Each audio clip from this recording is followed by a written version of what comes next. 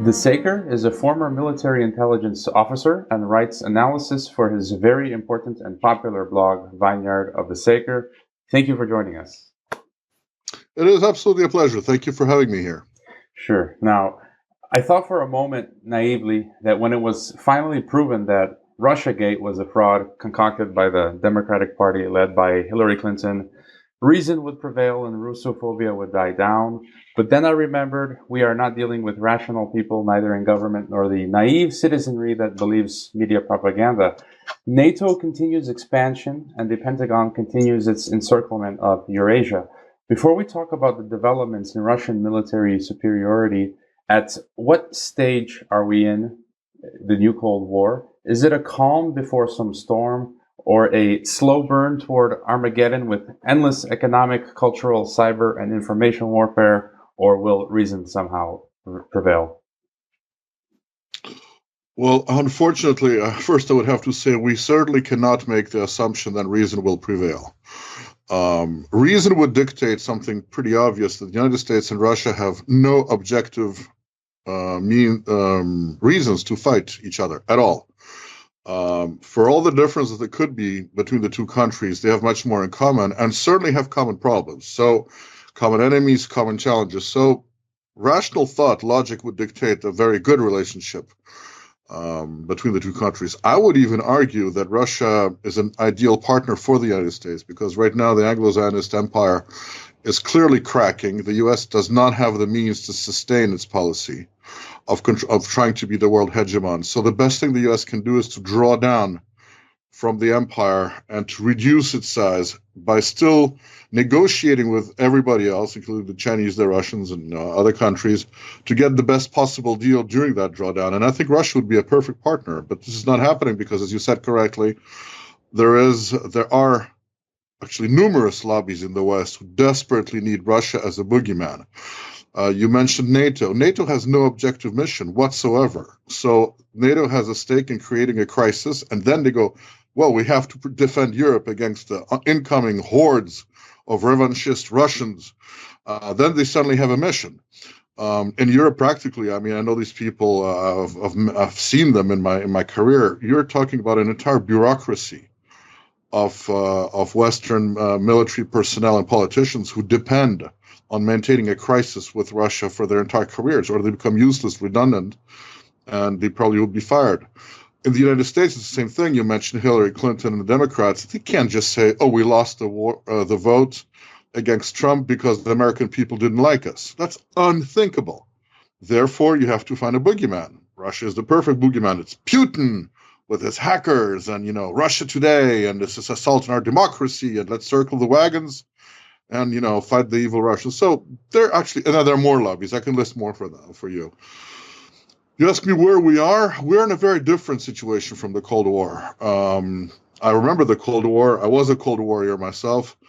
I think the situation is much worse today for a simple reason. During the Cold War, there were rational people on both sides who, for all the rhetoric and all the nonsense, the politicians and ideologues like to spew, they knew that the real mission of the USSR and the United States as nuclear superpowers was to prevent a nuclear war. And that means to prevent a war, and that means to act responsibly. I don't see that on the U.S. side today at all. The U.S. Diplomacy, for instance, has essentially completely disappeared. All the U.S. State Department does is deliver threats and warnings. That's not diplomacy. So there's no diplomacy happening. Actually, because of the crisis inside the United States, there's no foreign policy at all that I could identify from the United States. So I see basically, I think of it as a decapitated empire. Right now, the U.S. empire is still strong, but it has no real command, no policy, no people thinking about, the geostrategic issues at stake. So that's very different from the Cold War, where there were experts on both sides. Not necessarily good people, but competent people. Today, I don't see that. So combine incompetent people with irresponsible rhetoric, and that's very dangerous because words have their own weight. You cannot say something for years and not eventually act on it. So for all the reasons, I'm extremely concerned about the future. I think there's absolutely a real risk of war between the United States and Russia. My hope was, in conclusion, that Trump was the solution to that. That he didn't want a war; he wanted a good relationship, and with him in power, the two countries could finally start collaborating. And remember, Hillary wanted a no-fly zone over the Russian military task force in Syria, which would have resulted in a war. I'm sure of that. So Hillary wasn't elected. I, had a big sigh of relief. And now, a coup happened against Trump. The neocons are right back in power. Trump is comprehensively castrated, can't do anything. So we have the same people. We essentially have the Hillary people more or less controlling the executive. That's a terrible combination. So again, I begin fearing a very real possibility of a conflict between the two countries. Okay, yeah, that's some scary stuff. But on to the reports of the Russian military superiority over the U.S., which you have been writing about, Dr. Paul Craig Roberts has written about, and others. You have stated it a useless exercise to compare the armed forces of the two countries, and I will agree. So let's look at some timely headlines from this week that seem to support your conclusions. Russia mocks America for buying Israel's Iron Dome, which MIT expert Ted Postal says functions at a merely 5% success rate compared to the reported 80%. U.S. Navy's state-of-the-art littoral combat ships are outgunned by Russian designs, a quarter of their size. And from the summer, it was reported the F-35 is a $1 trillion national disaster and terrible fighter unfit for aircraft carriers. Some of the specific areas where Russia is demonstrating technological superiority is with the hypersonic Zircon missile, which allegedly nullifies Washington's anti-ballistic missile system, which perhaps is why they are seeking Israel's Iron Dome. I don't know. Where has American military tech gone so wrong and Russia gone so right? Well, there are a couple of explanations here. It's a multi-factor thing. First of all, speaking about the Israeli purchase, Israel could sell America slingshots to shoot down Russian missiles, and Americans would buy that just because it's Israel. So that doesn't prove anything. I think the interesting question is, where did America go so wrong in terms of technology? And the answer to me is primarily corruption. The military-industrial complex is fantastically corrupt here, and the first and foremost, the design priority of modern American weapon systems is kickbacks for CEOs and basically theft and corruption for all the people involved at every stage. There is also a design difference, I suppose. American weapons tend to be high-tech heavy. Basically, when Americans see a mission, Americans see a number of technologies, they bring them together into a weapon system, and then they design a mission for it. The Russians work the other way around. They look at a mission and look at the cheapest technology that can actually make possible to execute that mission. So there's design philosophies, I think. Another thing that happened in Russia, I think, is very different, is the Russians get much more. I mean, Dmitry Orlov wrote about that, but others have.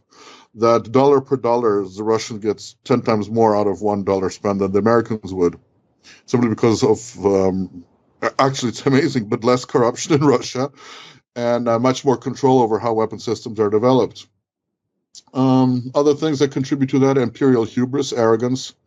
A country that's constantly fed a diet of we're number one, we're invincible, the best military in the world, and all this propaganda becomes very complacent. I mean, there are a lot of Americans out there. If you tell them that, say, a Russian weapon system X is better than theirs, they'll laugh at you immediately. They'll go, those borscht-eating, drunken Ruskies, what can they do? They, and then they start giving you a long list of why Russians can't develop good weapons. So it's really a mixture of many things that are all creating a perfect storm of more, and there's increasing number of areas truly where Russia is ahead of the United States in terms of military technology. But I think the single most important one is that armed forces always serve a political purpose. And the kind of mission that the Russian armed forces are giving today is commensurate with their actual abilities.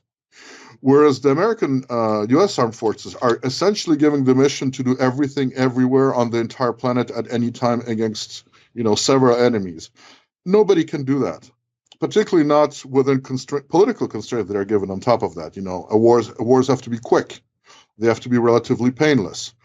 So there are many factors contributing to what I see as an advantage for the Russians.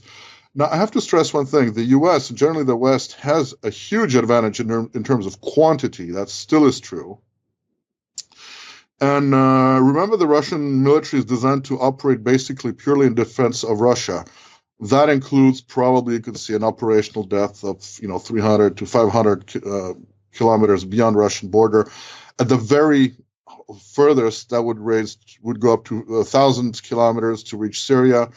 And now Russian reconnaissance strike capabilities. Recently, the Ministry of Defense has declared that conventional deterrence in Russia reaches a distance of 4,000 kilometers, I believe. But what it all means in practical purposes is that the mission is very limited: defend national territory, and very minimal, limited in size interventions abroad. I mean, for instance, when we speak of Syria, keep in mind that the Russians never had there more than 35 combat aircraft at any time. That's tiny. It's an air regiment. It's very small. So that's another advantage. The Russians are much smaller, but they're also given smaller tasks, which makes them much more effective at doing it. And you made a great point that America has not won a war in a long time. You say Russia has, you just mentioned, the most capable armed forces, and we can see this in its rapid success in Syria. To use a silly analogy, America might be considered like your neighbor's kids who drop a paper bag filled with dog poop on your doorstep, light it on fire, ring your doorbell, and run as they watch the poop hit the fan, leaving behind a disgusting mess. The Korean War, wasn't the greatest success. 1953 ended in a stalemate. Korea completely destroyed. Tens of thousands of Americans dead. Vietnam, Afghanistan, Iraq, Libya, etc. Could you speak on these failures, as well as the Hollywood propaganda that is used to hype up this myth of an American colossus?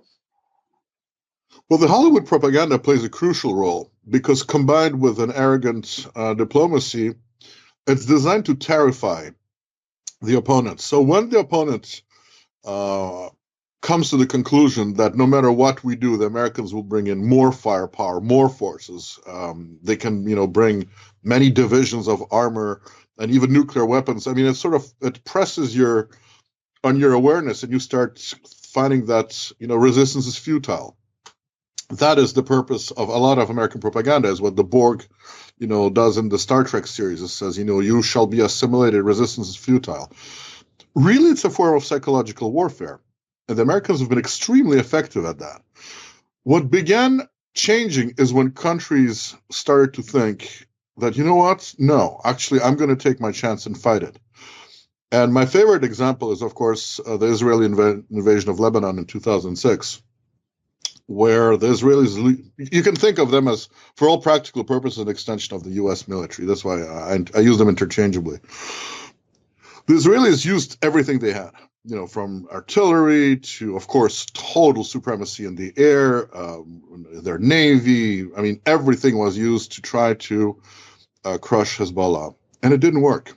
And it didn't work simply because the fighters that were there on the ground on the Lebanese side were not afraid anymore. They said, okay, we call your bluff and we'll fight you.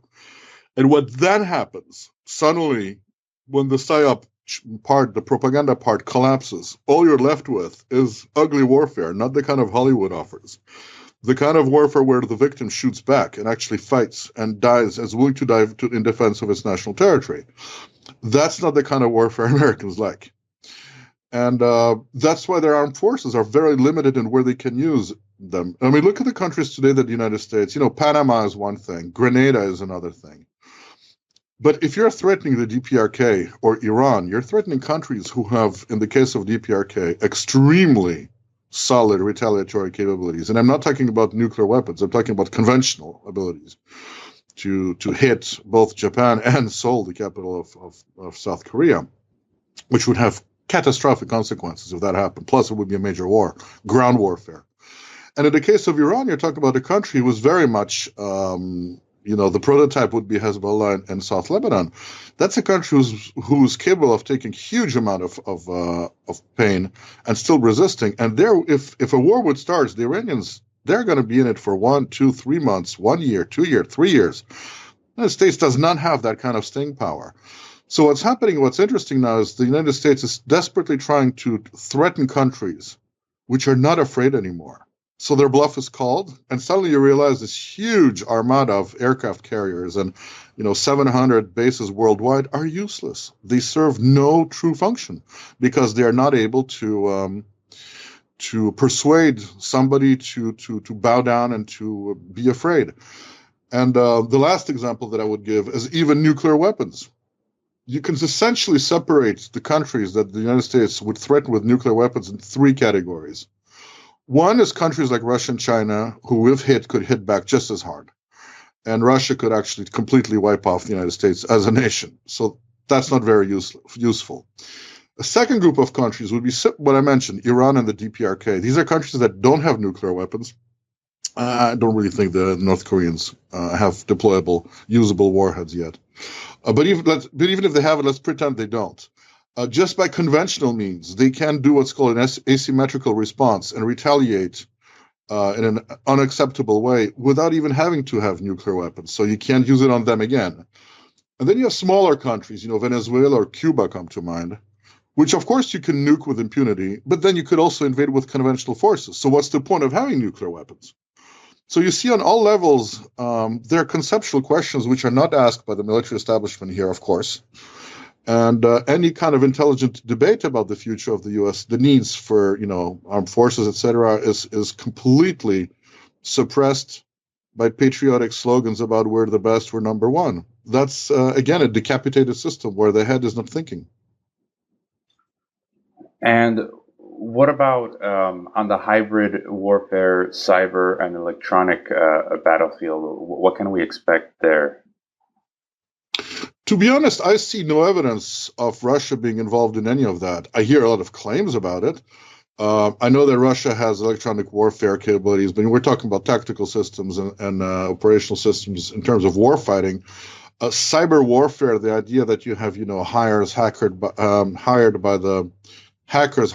by the Ministry of Defense to disable the enemy system. It's possible. I don't have access to any classified information. I don't know what the Russians might have in that shape. I think it's mostly this entire idea of hybrid warfare is mostly, I think, Western propaganda, and yet again, more a cop-out to explain failures in the West. For instance, if the public opinion shifts, it's Russian cyber warfare. But as far as I know, there's still absolutely no evidence of any kind of. There's plenty of evidence of the Israelis and the Americans using it. That is true. But Russians using cyber warfare, I've seen no evidence so far, so I can't comment on that. If they have that ability, they're either not using it or they're using it in a way that I'm not aware of. And just to touch on missile defense, I'm sure you saw, I think it was a year or two ago, when President Putin met with Western journalists and press, I think it was in Russia, and he said, what's the matter with them?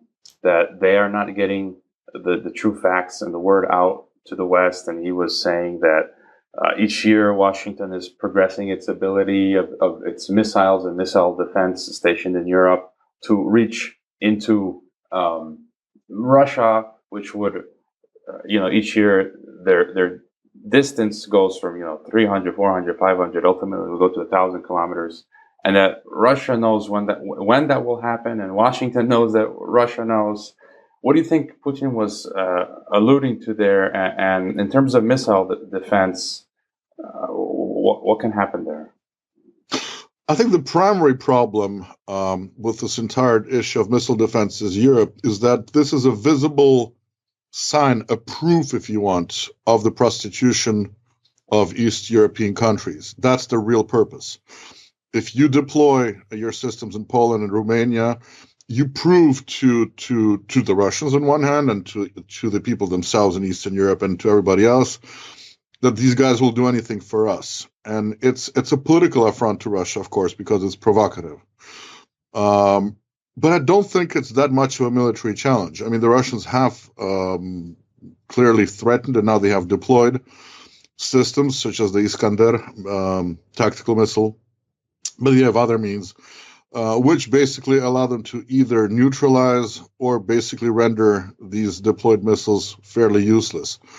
So there's a concern for the future. I mean, eventually the U.S. could surround Russia with ABM systems. But keep in mind, forward deploying is not necessarily an advantage. You are entering, the closer you are to the Russian border, the harder it is to defend any kind of installation. And all of when I mentioned, remember I said maybe 500 kilometers, maybe to 1,000, with strikes to 4,000. All of Europe is well within range of Russian capabilities. So I think in military terms, the Russians have already, while the Americans were discussing and making threats, the Russians simply deployed the system to counter it. So at this point, I don't see a threat for Russia coming from these, from at least no military threat coming from these deployments. I'd like to also discuss the spiritual factor, which I think you touch on your blog. I think this is important, and history is a testament to the power that an outgunned nation can have when they possess a strong will to survive annihilation. Because it's always the soldiers of the invading force have less of a real spiritual mission than those that are defending their nation. And Napoleon attempted to subjugate Russia in the 19th century, and Russia would have none of it. Hitler in the 20th century, and Russia almost single-handedly perhaps won World War II. And now in the 21st century, the American war machine is targeting Mother Russia, and Russians in Russia have personally told me in tears that they do not want a war. I remember an older woman who told me she lost, 2 or 3 family members in the Great Patriotic War, World War II, and she said that they don't want war, but they will defend their country if the United States or NATO invades, and they will, kill me or kill you, the foreigner, the foreign invader, and so on. So, what can you say about this spiritual factor in Russia? Oh, it's absolutely crucial. Russia has undergone a tremendous change over the past decades. I mean, remember when communism fell in 1991, the Russians were, the symbol for me was the Russian long queue standing on Pushkin Square to McDonald's to get a Big Mac. And that sort of was what Russia was all about, unfortunately, in the early 1990s. A lot has changed since. First of all, there was the horror of the 1990s. The Russians really felt what it is to be a U.S. colony. Furthermore, the Ukraine exploded, and what's going on there is another horror. And the Russian psyche just bounced back very hard. I always see the same thing. The Russians are afraid the difference between Russians and the Westerners is Russians are afraid of war. Westerners are not, but Westerners are not prepared for war. Russians are. And the reason why Westerners are not afraid of war is they don't understand it. They don't understand what would really happen, how horrible it would be. Russians do. You're absolutely correct. But they will also fight with everything they have. I have no doubt in my mind whatsoever. And the Russians have been retreating all over the place. I mean, there's been essentially a strategic retreat of Russia going on for years, and now there's nowhere to retreat. So on top of that, they're cornered. So at this point, you're cornering a very, very dangerous bear. And that bear is fully willing to fight. I mean, the biggest difference that would be is for instance, if you just watch Russian TV, the discussion about a potential war is happening on almost daily basis. In talk shows, in articles, in analyses, it's the big topic. Will there be war or not? And the state has actually been preparing for years. There have been specific, actions such as the recreation of tank armies is one of them, the doubling of the size of the airborne forces. I mean, Russia's been proactively preparing for war, I would say at least since 2014 and even before. And they're getting pretty ready. And why? Because they do feel that there's a threat against them. That's the other big difference. We live in a world where all that U.S. propaganda and all the Russophobia is received in Russia and shown on Russian TV, and the Russians are acutely aware of it. They don't even need to speak English. The craziest Russophobic statements will be translated in Russian or subtitled. So they know very well what's looking at them, and they know it's not a friendly neighbor that they're seeing. So I think it plays a crucial role because, Russia will fight if God forbid a war starts, the Russians will fight with a violence and a determination that is, quite literally unthinkable in the West. I don't think anybody in the West understands and has a measure of the kind of willpower that Russian soldiers will have in defense of their motherland. Now, Russia is buying gold, going crypto ruble, linking to China's New Silk Road, forming an alliance with the House of Saud perhaps, Turkey and Iran. How do you assess Russia's geopolitical positioning for a potential conflict, and what are some of their most important strategic preparations, do you think? I'm not so sure about the House of Saud, but I would agree with China and Iran. I think the main thing, okay, Russia has a problem, and the problem is what to do about the U.S. empire. To confront it directly would be irresponsible. First of all, because Russia is still the weaker party. So if you're the weaker side, you have to be very smart. What Russia does is slowly build up an alternative. Instead of completely withdrawing from a U.S.-controlled economic, financial, political system, Russia is basically participating in the creation of a new parallel system destined to replace it, one which would be multipolar. We can think of the BRICS countries as being one of the expressions of that alternative world, one which would not have a world hegemon. And the practical steps are de-dollarization and move away from the US dollar, but it has to go beyond that. You can't really move out or away because the Western financial system is a monopoly, but you create a new one. You try to create alternatives and slowly, without confronting directly the West, build an alternative that's viable, that would stand on its own, I think is the geostrategic plan. And what do you make of President Putin's revelation of possible U.S. targeting of the Russian population with biological warfare? Oh, to be honest, first of all, I'm not a scientist, so all I can make is a personal guess. I am not convinced about the biological warfare argument. First of all, these technologies do exist. We know that, and I'm aware of that. The Russians have them too, by the way. They have admitted that the way they executed Khattab was by using a poison coded to his DNA, and that was an official admission on the Russian side. So there's stuff out there that can do that. However, the Russian population is so ethnically mixed. There's no such thing as a pure Russian. Russians are all mixed heavily in ethnic terms. I just don't see how you could weaponize or you use DNA from Russia as in terms of targeting specific population groups. I know the South Africans thought about that. They wanted to create some kind of biological weapon that could be used against blacks, not against whites. I think the Israelis have a similar plan, unsurprisingly, to deal with the Arabs versus Jews. I'm not sure theirs is going to head anywhere. I mean, biology is an area where we're so incompetent. So still, for all the big pharma that we have, we can't even cure the common cold. I don't see biology-based weapons, particularly, DNA-based weapons, as something that could be used in warfare.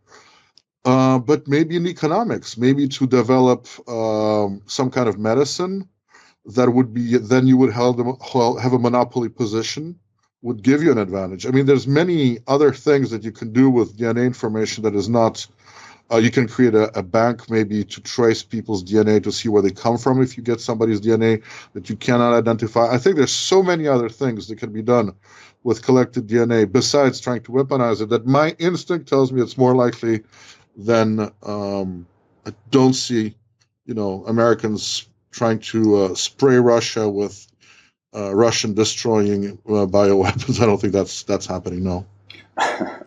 Yeah, and I was in Russia this year, and one of the places I visited was Tatarstan, the Tatar Republic, and it's just amazing to learn that there are hundreds of ethnicities and ethnic groups, and just walking around Russia, you see just such a great variation in the people's faces and complexions, and there's a huge diversity there. But see, it goes even further than that, because, for instance, if you look at my face, I don't necessarily look Tatar. I have a Russian name. I'm Russian Orthodox. So you would think, okay, there goes a pure Slav. No, not at all. I have Tatar blood a lot. If you looked at the photos of my grandmother, you would see a completely Asian-looking woman. My wife has Georgian blood. I mean, we're all mixed, heavily mixed. So even the putatively pure Russian is actually a very heavy mix of over the centuries of very many different ethnic groups. So, an ethnic weapon could probably be used against insular countries that are very isolated, maybe. But against such a heavily, diverse population, I just doubt it. All right. And is there anything important I've left out, or any final thoughts or comments to leave us with until nuclear Armageddon? Well, let's hope there is no nuclear Armageddon. I mean, we have to hope for that, but I think it's time to raise the alarm. I would encourage everybody listening to realize that the danger is absolutely real. And the best way to prevent that from happening is to denounce the complete irresponsibility. I mean, that's the key thing, is irresponsibility of what is today the leadership of the U.S. empire. I think that's where the danger is. There's a common danger. That's the enemy for everybody. All of mankind, including the American people, have the same enemy today. And that's the 0.01% of Anglo-Zionists running the U.S. The Anglo-Zionist empire. That's where the danger is. It should be denounced. And hopefully one day these people should be removed from power. That's what we should hope for. Because until they're there, we're all in danger. All right. Your website is thesaker.is. That's SAKER.is. How else can people best follow and support your work? That's the best place to go. You have all the rest of the information, the rest of the Saker community, Saker blogs in different languages. And I always make that disclaimer for those who might think that IS stands for Israel. I have had that question asked me many times. No, it stands for Iceland. So please come and visit the blog, and you'll find a lot there.